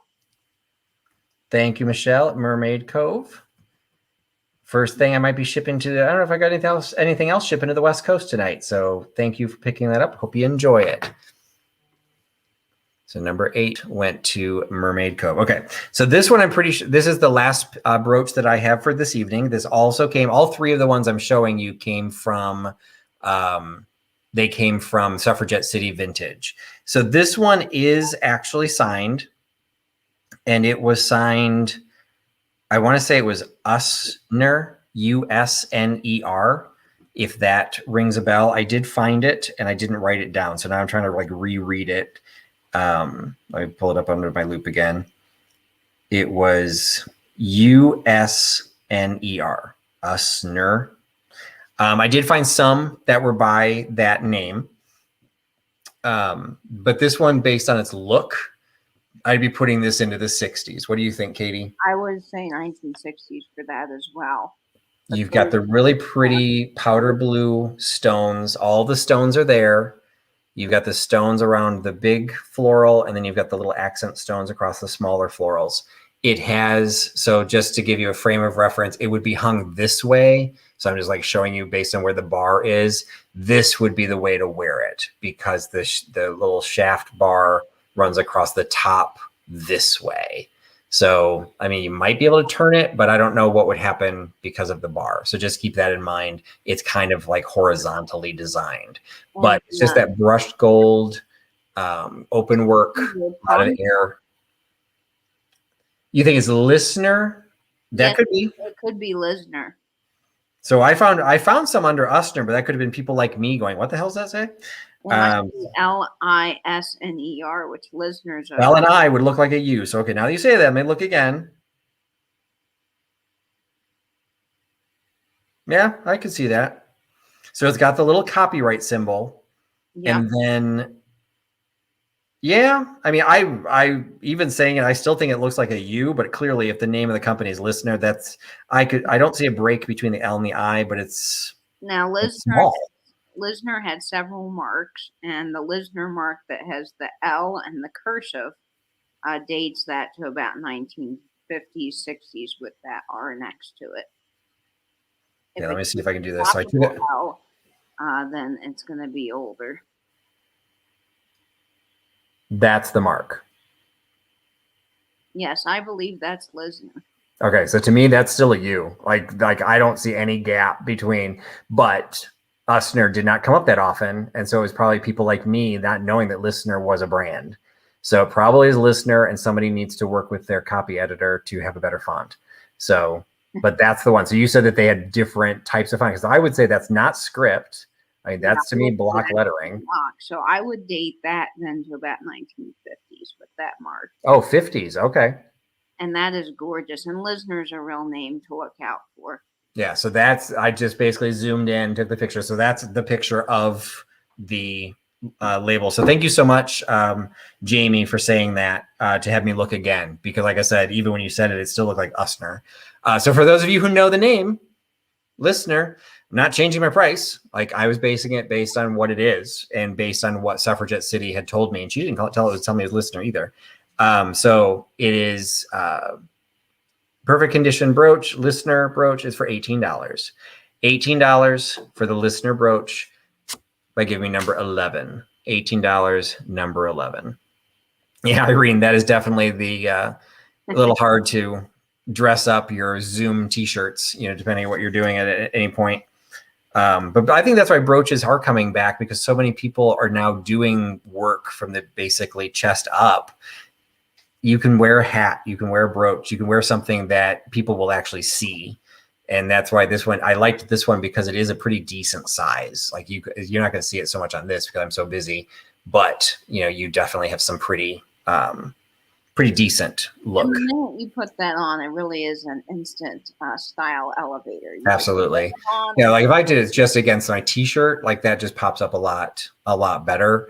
And so if you're doing a work meeting and you can only do Zoom, well, get a lot of bang for your buck if you're just putting on a little brooch. And I see Christy, Tippywinksvintage. All right. Christy's got the fast internet tonight. So thank you, Christy, for picking that up. I'll add that to your box. All right. Next item is, this is for all the sewing fans out there. For whatever reason, I found a lot of just little sewing pieces and just fun things that I could add into the sale. And this ends up being a case where I now have 2 of these. So another case where the first 2 people that are entering their names will be able to get this. And it's just it's the Magic Darning Kit. I actually had a darning kit at one of the sales on location the last couple of weeks. It didn't look like this. So this one it repairs and reinforces fabrics instantly. So it looks like what you're supposed to do is take these little fabric discs and sew them onto your socks. So you can darn your socks with hot iron in 8 seconds. So both of them are sealed packages of the Magic Darning Kit. No sewing, just iron, repairs fabrics. 42, I guess there's 42 in there? All right, I have a hard time believing it. Well, no, they are. They're really, really thin. So there's like 4 or 5 of each color. So there's 42 little fabric discs in there. This ends up, if you got a little sewing room, little vintage, laundry room, this would just be like a little fun decor to kind of prop into a basket or hang up on the wall. And it's only $4. So the first 2 people that give me this number, first 2 people for $4 will gain the Magic Darning Kit. $4 by giving me number 55. $4.55 for the Magic Darning Kit. Oh man, those graphics are pretty fabulous. Yeah, that was another one that I'm like, that one I thought maybe was 50s, 60s. No, this was the one that had the date on it. This one, okay, so what year do you think it is? I'll test you. Now, let's see. Can I see the front of that again? I would again say late 60s, probably. So this one at least was copyrighted 1955. So it may have been released later because the copyright sticks around for a while. So it doesn't mean that this one was actually produced in 55. But yeah, so this is actually getting into the 50s. So your instant darning kit. Okay, so now we've got like a little fun development here because Melody and Halem were tag teaming, and Nate saw both of them first. Yep, I see them too. Sabrina. But do you guys want both, or did you just want one, Melody? Sabrina, I'm sorry, you put in the wrong number. Otherwise, you would have been the second person. Oh, okay. She's saying let Sabrina have one. Okay, so yeah, I had a feeling that Melody only needed the one, but she and Halem are both fighting for it. So yeah, so then Sabrina became the underbidder. So you will get one, Sabrina. So one of them will go to Melody and Halem, and the other one goes to Sabrina at Simon Says Let's Make a Deal. So congratulations. I'm glad you both got that. And good job, Melody and Halem, working together. You guys got the top 2 slots. So some other items you could have really won something big there. But appreciate you giving up one for Sabrina so that we can spread the wealth. So thank you for that. All right, this is another one that I picked up. This was actually with Scott as well. This was shared. I don't remember which haul video we shared this in, but it was definitely one of the videos because thanks to the Hive Mind, people came back to me and told me what it was because I wasn't sure. Neither was Scott. This is an Amberina Viking divided dish from their Epic line. So you can just see the way this one is designed. When I first saw this in the pic that he and I were together, it was filthy. Like it was just covered in dust bunnies and so I saw this gold, what basically became from the Amberina. I thought it was actually a gold trim, like it was actually a gold accent because the light was hitting it just the right way. It really popped. Once I cleaned it up, I realized it's all the translucent glass and it's just an amber line all the way around the outside. And then a tiniest bit of amber down at the very, very bottom. So at a glance, it looks like a ruby red glass dish. It does not glow. I did test it around the edges. So it is primarily ruby red, but technically it is Amberina because it has that amber color around the edge and just around the bottom. So the Amberina Viking, and there's this divided piece in the That is middle. such a cool mid-century shape. And what I liked about it is there's this, like, I don't know if you can tell here, there's like a dimple in the bottom where they pressed the divided piece into the bowl. And so it just kind of created an even cooler shape than what you already had with that little, like, that to me looks like the symbol they use for hurricanes on the maps. So you've got a very mid-century hurricane bowl shape in Amberina. And it's the Viking Epic line at $16. So $16 for the Amberina Viking Epic Bowl, divided bowl, $16 by giving me number 6. $16, number 6 for the Viking Bowl. Oh, hey, Joni. I did not see Joni's here. Vintageous is here. Yes, absolutely mid-century. Absolutely. They had such a variety of, they'd been collecting for so long and picking for so long. They had such a variety of eras, and they had glass, they had metal, they had wood, they had everything. And I see Michelle at Mermaid Cove picking up that mid-century fabulousness. And yes, I'm having hurricane flashbacks. Sorry, did not mean to, I should have given a trigger warning. Well, I'm okay. So that's good. So Michelle Mermaid Cove gets the Viking Amberina. So thank you so much, Michelle, for picking that up.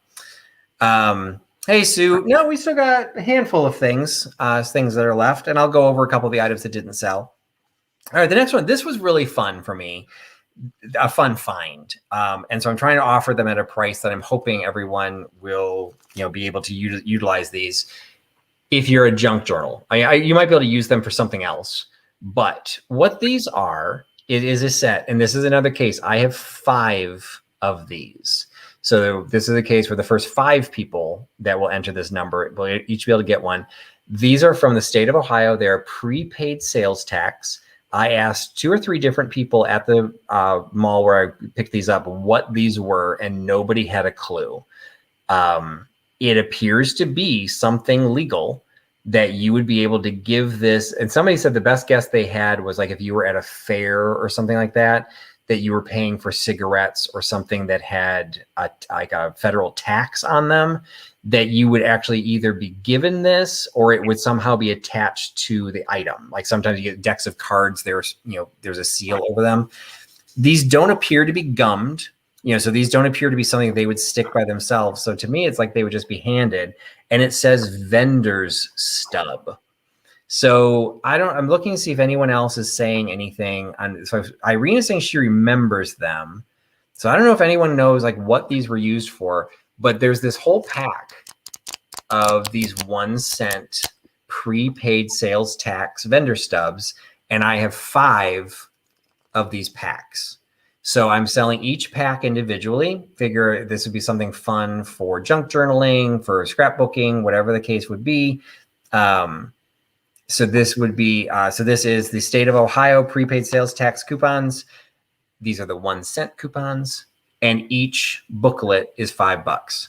So $5 for the stamp booklets, $5, and the first 5 people that give me number 48 will get an entire booklet of the stamps.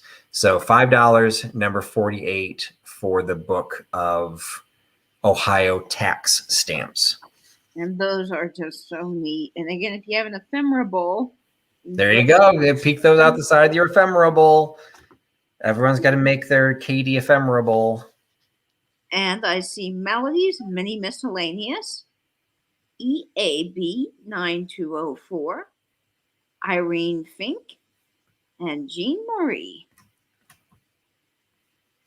All right, that means I got 1 left. If anybody wanted, Jean Roswell and Jean Roll. Okay, so that takes all 5. All right, well, thank you all for picking up the tax. I just thought they were just different, and I picked them at a reasonable price, but I figured I don't think they're valuable. I just thought they'd look cool, and you could just attach them to your Christmas cards. You do whatever you want with them because no one knew what they were for. So I've got another piece of Wedgwood, but this time I do not have Jasperware. This time I've got Flopsy, Mopsy, Cottontail, and Peter. There were 4 little rabbits, Flopsy, Mopsy, Cottontail, and Peter, and it's the little double-handed children's cup from the Wedgwood of Etruria line. So you've got Wedgwood and Bartleston. How do you say that, Katie? Barleston? Barleston, I Yeah. think. I'm not familiar with it. I've seen the of Etruria, and I don't know where that really falls into the line of what Wedgwood does. But this is the Beatrix Potter line, and so you've got the double-handled cup, and you've got the mama rabbit with the 4 rabbits. And I should have done it as a pop quiz to see if anyone could name the other rabbits. So Peter's the one we all know. Flopsy, Mopsy, and Cottontail. If somebody said Flopsy and Mopsy, I would have come up with Cottontail, but I don't think I would have come up with 3 of them all by myself. Now run along and don't get into trouble. There you go. And there's a Peter Rabbit movie coming out, Peter 2. I just saw a trailer for it. Oh, hey, Barb. So I just saw a trailer for this. I never heard the Peter 1 movie. I don't know when that came out, but they're actually doing a sequel to it, and it's the Peter Rabbit. It was the first one. So this is the little Wedgwood double-handled. I think it's designed to be a child's cup from Wedgwood, and it is $9. $9 for the little Peter Rabbit Wedgwood cup. $9 by giving me number 13. $9, number 13 for the little Wedgwood cup. I love Peter Rabbit. Read that story all the time growing up. And I see Gabrielle Lish for number 13. Congratulations, Awesome. Gabrielle. Thank you, Gabrielle, for picking that up. That was a pretty popular little item there, Patrick. Awesome. Unfortunately, they had also like the little small plate that went with it. I can't remember who was on that one, but there was a big chunk out of the edge of it. So I didn't pick that one up. I'm like, well, hopefully the cup will sell by itself. So I'm glad that it was so popular. And I'm glad that Gabrielle was able to pick it up. Okay, so I don't have any more brooches, but I now have something to show the brooches in, or you can show anything in it. But I came across this, and I thought this was one of those items that it's obviously a muffin tin, but it's a muffin tin that has been painted and then decorated in a very folk art style. I did pick this up in Pennsylvania. I'm sure it's not Pennsylvania Dutch, but I don't know how I would know if it were, but it has that look. So this could have been something done last month. It could be something done 10 years ago or 40 years ago. It's in really, really good condition. So I don't think it's particularly old. Also, the muffin tin that they used is like a half muffin tin. So it's like the ones that make just the muffin tops. So I think those are a relatively new development. And it's got a little, like a little lip on it too. So I don't think this is particularly old. I didn't pay that much for it. It's just one of those things that I would think that this would be a really nice, because it's so shallow, you could put some of your brooches in there. And you would have, I think it would be a perfect size for your ribbon tins there, Katie. Oh, it would for typewriter ribbons. Yeah, a little decorative for your typewriter ribbon tin. You need to like rough it up a little bit. But for brooches, that just seemed like something you could put like a little piece of fabric in the bottom so it doesn't scratch the paint. And you would just be able to showcase and pick through all of your brooches and your jewelry. And it's just a cute little piece. So I really liked it. I hope you guys would like it too. And it's only $8. So $8, and it's not very heavy, so it won't cost much to ship. So hey, Cindy. So $8 for the little muffin tin. $8 by giving me number 15. $8, number 15 for the little shallow decorative muffin tin. Let's see. I'm trying to think what I've got. I've only got a couple things left. I literally only have 3 things left. I picked up a bunch of stuff when I was with Cindy from Mimi's Treasure Cottage, but nothing left to show. Sorry, Cindy. But everyone should be following Cindy's channel, Mimi's Treasure Cottage, as well. She and I both did videos at the vintage department store, and some of the things I showed earlier were from there. That she did a great video, and like she's even commented on, since both of our videos came out, she and I just had 2 different styles. And so even though we were both in the exact same building at the exact same time with access to the exact same merchandise, it looks like her video and my video were done in 2 different buildings. Like we focused on 2 very different areas. So it covered a lot of that area of that store. So if you're ever in the Cleveland area, you need to check out Sweet Lorraine's on Lorraine Street in Cleveland, but check out our video. So Cindy did one and I did one as well. And number 15 goes to Leanne C. Thank you so much for picking that up. Great. Thanks, Leanne. And like I said, I do have your item that also still needed to be shipped. So, hey, you just got lucky and you're going to end up having the be able to combine shipping. And amen, Jamie, bring back the muffin top. Yes, Jamie, That's the only good part of the muffins. I remember there's a show, I can't remember which one it was, but they were using, I think it was Gilmore Girls. Suki made a muffin top pie. Well, she did do that, but no, it was number one. Somebody made something out of the muffin tops. And like, well, what did you do with all the stumps? They donated them to a food kitchen. That was not Gilmore Girls. That was something else. They donated them to a food kitchen, and the people at the food kitchen got really upset, saying, "What do you think? We're not good enough to get the tops? You only give us the stumps." It was maybe a little politically incorrect, but it was pretty funny. And yeah, totally agree, Cindy. Like the fact that we were literally walking around the building at the same time. I don't think she filmed me. I don't think I filmed her. It's just the way things get recorded. Seinfeld, I think, Pat. Seinfeld. That's what Jamie's saying. That was a Seinfeld. I was like, that's so long ago. And I'm like, you got those weird memories that just kind of sit in your head. I'm like, muffin stumps. What was like? What show was the muffin stumps? I love Seinfeld. One of my other favorite shows. And like I said, I didn't think it was all that politically correct, so it was perfect. I should have guessed it was Seinfeld. Cindy knew it was Seinfeld too. Very, very not very politically correct at all. This came from the very last day of my trip. My car was already filled to the point that I could not see out the back, and I decided to make stops along the way home. And this little buddy came home with me. Now, granted, I put him like way in the back so that he couldn't like escape or anything. Because to be perfectly honest, he creeps me out a little bit, but I loved what he was. This was, and unfortunately they had several of these and they're all vintage specimens. Like these have the writing on there of what like the Riker specimen mount. This is the 6-spot clouded. I think that's what that says. Like these have all they were in a museum. They're in some sort of a science laboratory. Unfortunately, because they're all old, some of them, the glass was cracked. The edges of the paper were in really, really rough condition. This one just has some cute, I don't know, cute, but just like the fact they've got some like vintage things on the side. There's the remnants of like probably what would have been its, inventory number or something like that. I just felt that this just is cool. And I don't know. So Peterson's saying a dragonfly. I'm getting creeped out just looking at him. I don't know. Is that a dragonfly? I assumed he was a moth, but I don't know if moths have double sets of wings. But dragonflies, aren't they more translucent? I don't know. So like I said, I didn't look it up. So it says 6-spot. And then like I said, I think it says clouded, but I couldn't swear to that. But he's nestled, like you can kind of see, he's like nestled into whatever that little cotton body part is. So he's flattened in. I thought he was a moth. Maybe he's a dragonfly. So Sabrina's also saying it's dragonfly. And I'm with you, Vinny. This thing, I was keeping an eye on it, making sure that puppy was dead.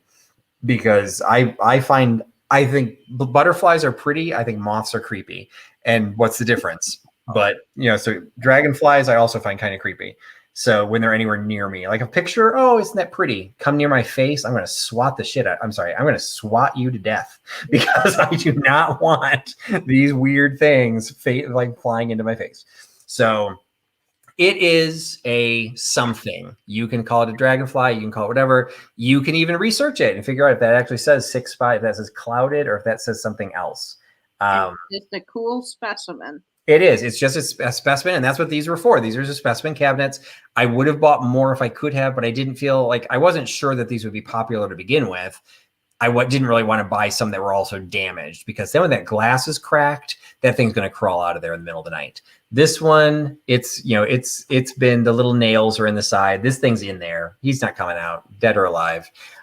So you've got, now he's upside down. So you've got the little moth specimen, total vintage, total perfect. Totally up Tina's alley in a vision and vintage. I have no business even carrying this, but I thought it was kind of cool. And now I'm going to be thinking of cicadas. Thank you so much, Cindy. So you've got the little specimen, $20 for the specimen. Okay, so Mayberry looked it up. So a 6-spot clouded dragonfly. So it is a dragonfly, one of the ugliest dragonflies I've ever seen. But it is a dragonfly. So if you want a dragonfly on your wall or on your desk, you've got a little paperweight, $20. Give me number 66. $20, number 66. And Deb Riley, I do, outside of COVID, I do perform in theater. I'm actually going to be in a show in July. The show itself was canceled. I am going to be Mr. Wormwood in Matilda the Musical. And we canceled the actual production because the cast was too big. We couldn't rehearse with that many people and all that stuff. So we're doing it as a concert, like kind of a cabaret instead. So I will still sing the Telly song. If you know Matilda the Musical, I will still sing the song Telly from the show, and I will be kind of an MC as Mr. Wormwood. But it's primarily for the kids. So luckily my character hates kids. I can totally method act. And it'll be a kids cabaret. So I will do that, but that's really the only thing because theater hasn't really quite started opening up yet. There's rumors like hopefully it'll open, but it's not widespread yet. So right now that's the only thing I've got. And I see coming. Susan Way for number 66. Excellent, Susan Way, and she has corrected us that it is Way is the way she pronounced her last name. Good to know. Yes, I just learned that Leanne Say was Leanne C. So Leanne C. Okay, that one I didn't know. So thank you for bringing that up. I do try and remember. Dragonflies are fairies in disguise. I don't want to meet that fairy. He can be off to his new home very soon. So yes, I will be more than happy to put that into a mailer and into a box and ship him out. Okay, I've only got 2 items left. I'm going to save the best for last because I got one of my favorite items coming up. But this is the penultimate item is actually from my personal collection. If you saw one of the videos, no, it's posting this weekend. I'm editing it right now, so I apologize. You don't get to see it yet. But I picked up a tea canister when I was in Pennsylvania, and I showed the video is what I'm editing. I show the tea canister that I got. And I mentioned that because I was picking up a new tea canister, I was going to have to retire one of my old. Well, Sophie made her choice, and this is the tea canister that is being retired. So it is a mushroom designed tea canister. The main reason this one is getting the boot is it's not that old. I've had it for a couple of years, but it's clearly marked on the bottom, made in China. So this is one of those different people have different philosophies about their collections. To me, having one sitting there waiting to save up enough money to buy the second one isn't much of a collection. So I will buy maybe less expensive items, Target, garage sale, whatever, to fill the space and then slowly rotate them back out. So this is one that's being rotated back out. But it was not cheap when I bought it for exactly what Cindy just said. Mushrooms are very popular. So I picked this up from Facebook Marketplace. I am selling it to you for what I paid for it. So it's one of those cases that I was happy to pay for it because it's a decent sized piece. And then you've got this really nice sculptural piece on the top. So it did look really nice in my collection. Like there's nothing wrong with this. It's in great condition. There's a couple of places where the gold has just kind of rubbed off. There's no chips or anything, like there's no roughness. It's just because it's made in China. It was some of the gold has flaked off, but most of that is in the back compared to the front. So I'm selling it. Hopefully you guys will be as willing to pay for it as I did, $15. So I paid $15. I'm selling it for $15 because I think that's what he's worth. So he's a made in China tea canister with a great sculptural mushroom top, $15. And you can have him by giving me number 19. Hi, Jody. Thanks for joining. And I can't remember Vintage Peep Show. I know your real name, but it's escaping me right now. That is Margot. Margot. Excellent. Thank you.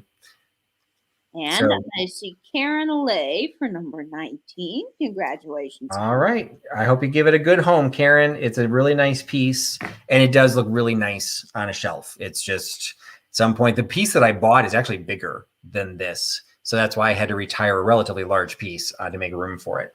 Okay. Your insulator friend, Harry Humpstone, is joining us tonight. Hey, Harry. All right. My last item for the evening, and then I'll showcase some of the things that didn't sell.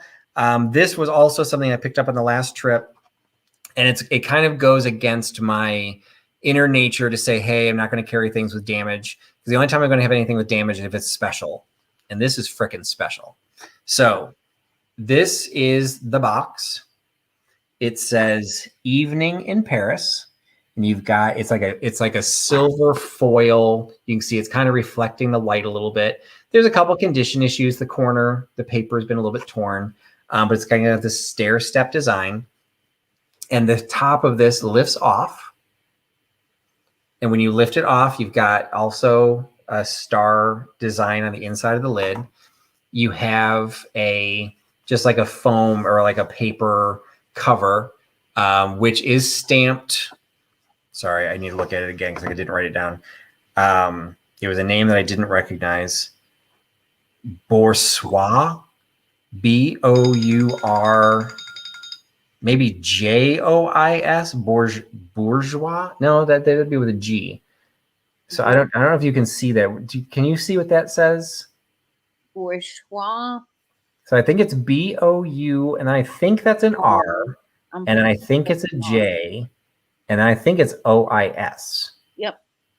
So I don't know what bourgeois is, but I'm assuming it is the name of the company because there's no other markings of who made this. So that comes out, that sits on top. And what it's protecting is a cobalt glass perfume vial and a compact. The perfume vial is in perfect condition. So you've got the little tassel is still there that had the tile. It is, I guess I just saw the name on here too. So it is B-O-U-R-J-O-I-S. So some of the label's been lost. So it's something perfume, but then it does say bourgeois. And then it looks like it says New York underneath it. But I think at the top, I think it says Evening in Paris because that's what the box says. And kind of like backfill, I think that's what that says. So you've got the cobalt blue perfume canister. And Irene Fink is saying that these were popular in the 1960s and were sold in 5 and 10 stores. Oh, cool. And so then the compact, now that I see that, because there's also a little bit of oxidation right where the B is. I didn't recognize it as a B.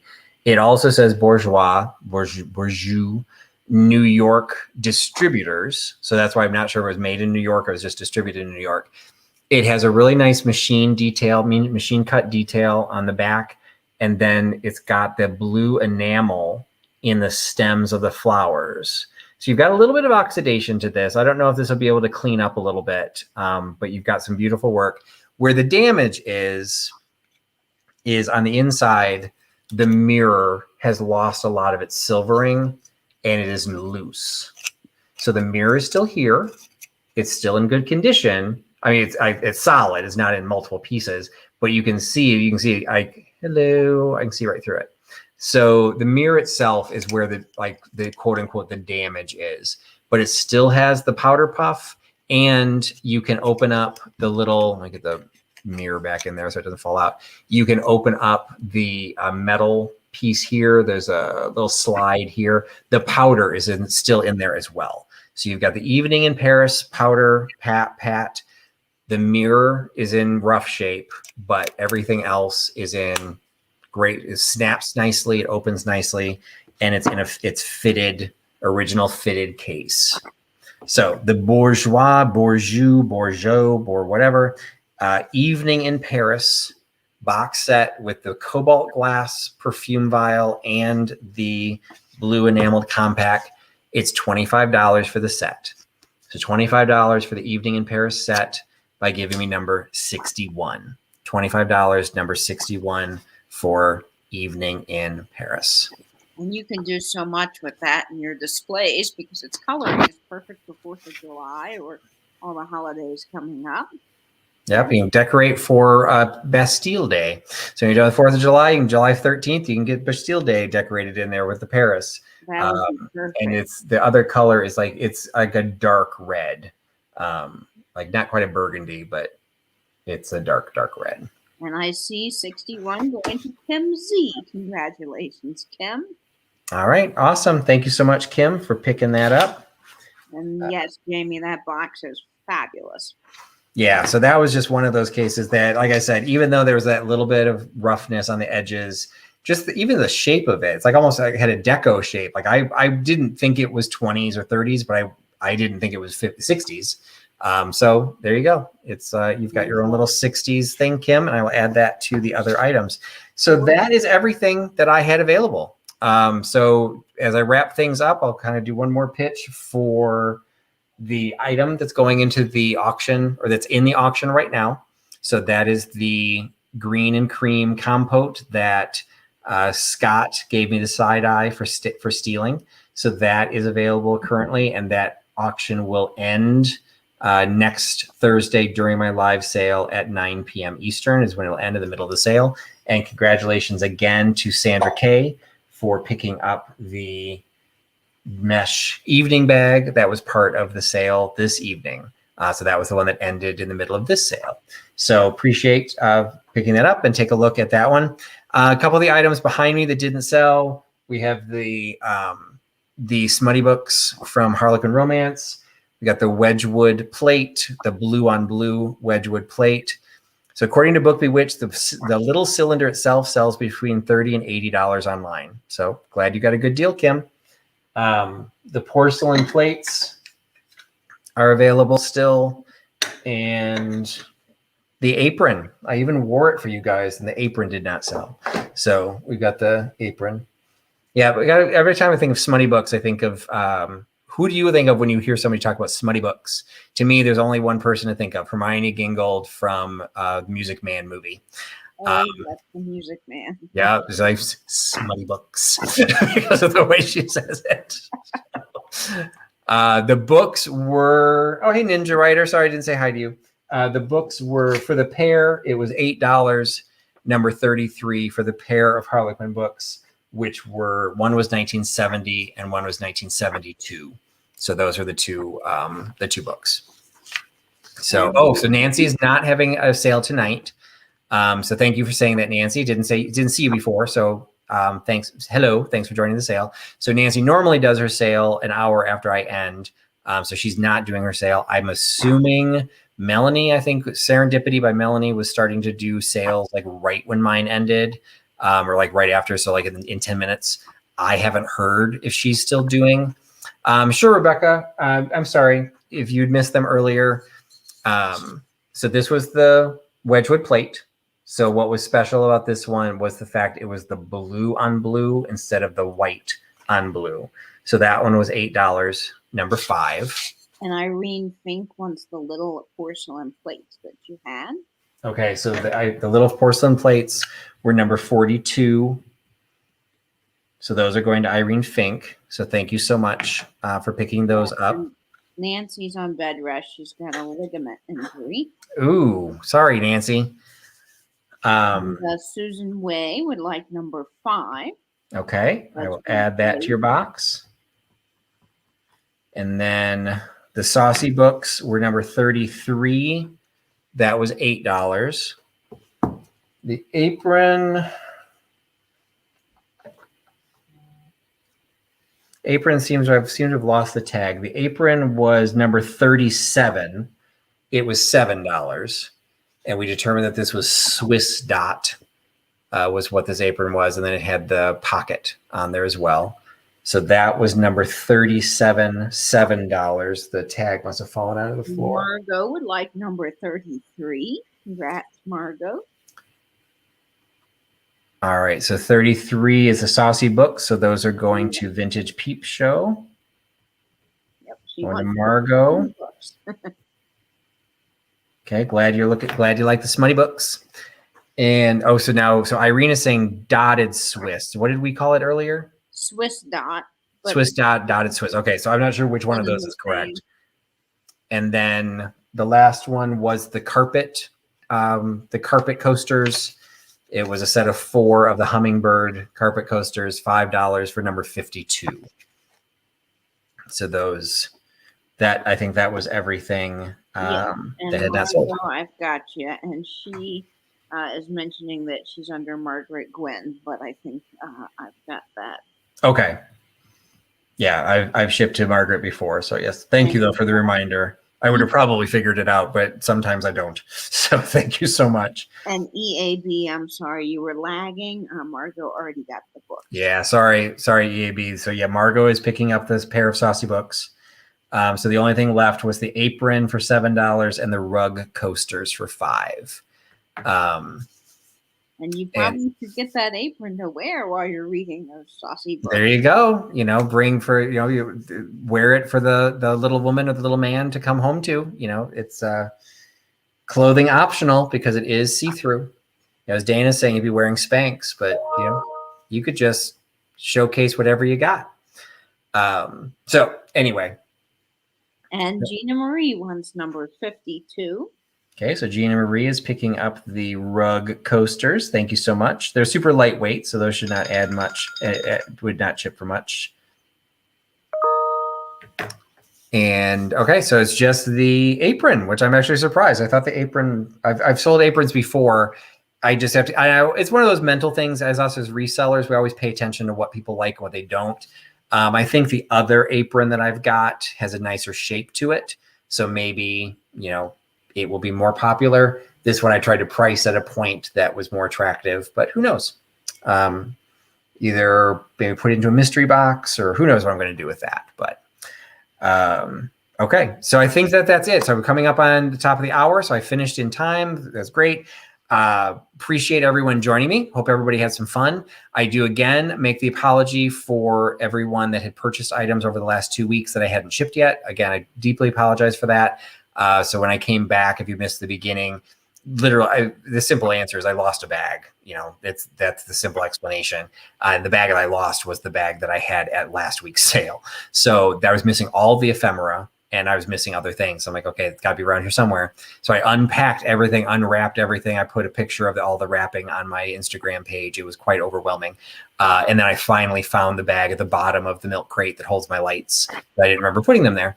So anyway, I found them all by Tuesday. And then by Tuesday, it's kind of silly for me to invoice everybody and then ship something if you might buy something 2 days later. So that's why, some of you are getting the benefit of that because you did buy from me previously and now you bought from me tonight. So yay, you get a little bit discount on combined shipping. So all of the invoices I will have out by hopefully Saturday. So that I can ship. Monday's a holiday, but I'll try and get the invoices out by Saturday so that everything can ship on Tuesday. So again, my apologies, but again, we're here to have fun. I'm here to have fun too. And I had a great trip, and I have hundreds of things that I still have to go through, figure out if we're going to do a haul video, what's going to end up on Etsy, what's going to end up in a live sale, but that's part of the fun too. So thanks everybody for joining. Thank you so much, Katie, for hanging out.